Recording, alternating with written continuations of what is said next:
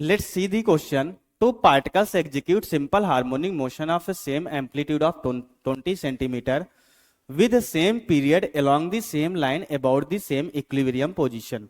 The maximum distance between the two is 20 centimeter. Their phase difference in radians is, we have a four option, that is 2 pi by 3, pi by 2, pi by 3 and pi by 4.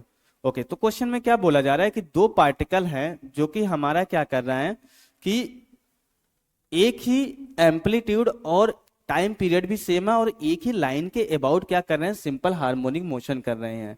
तो हमें क्या बताना है, maximum distance अगर उनके बीच 20 centimetre है तो उनमें हमें क्या बताना है, फेज डिफरेंस बताना है कितना होगा।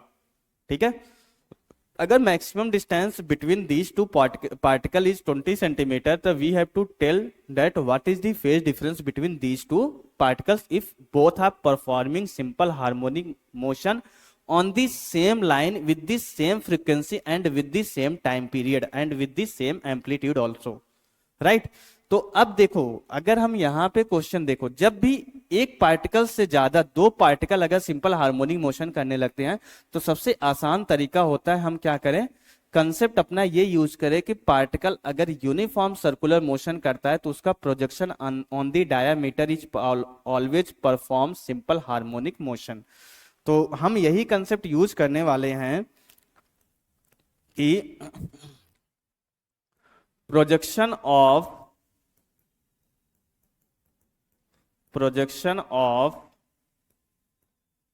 Particle performing uniform circular motion on the diameter of the circle, right? कि अगर प्रोजेक्शन हमें क्या करना है, पार्टिकल का प्रोजेक्शन डायमीटर पे लेना, अगर वो यूनिफॉर्म सर्कुलर मोशन कर रहा है तो वो क्या करता है, हमारा सिंपल हार्मोनिक मोशन करता है। तो यही कंसेप्ट हमें इस पर्टिकुलर क्वेश्चन में यूज करना है। अब देखो, अगर हम यहाँ पे क्वेश्चन को ध्यान से समझे तो पहले तो हमें क्या करना पड़ेगा,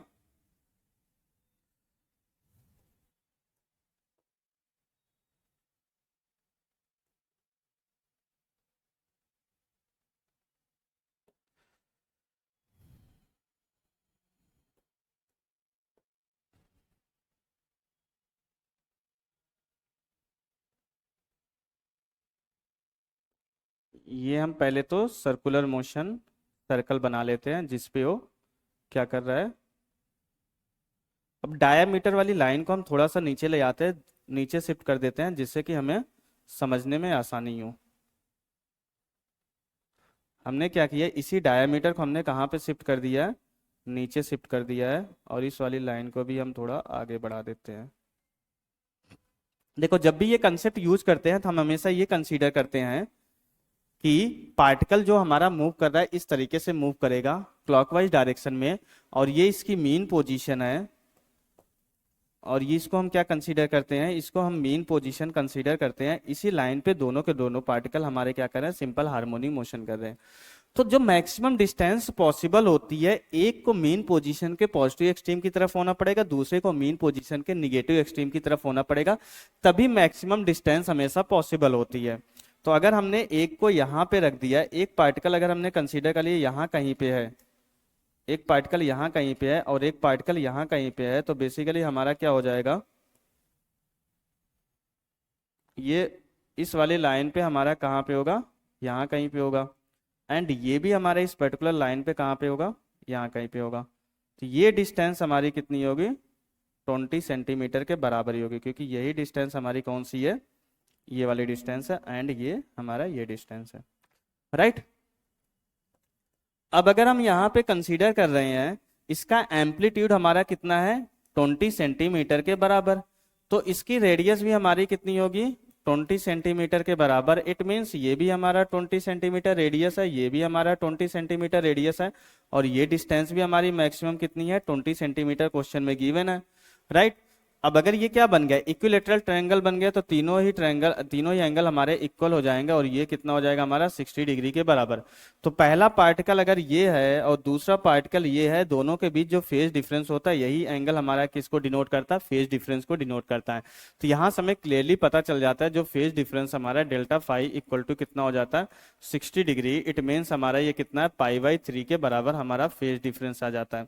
अब अगर हम यहाँ पे चारों ऑप्शंस को चेक करें तो जो थर्ड ऑप्शन है ये हमारा करेक्ट ऑप्शन हो जाएगा फॉर दिस पर्टिकुलर क्वेश्चन।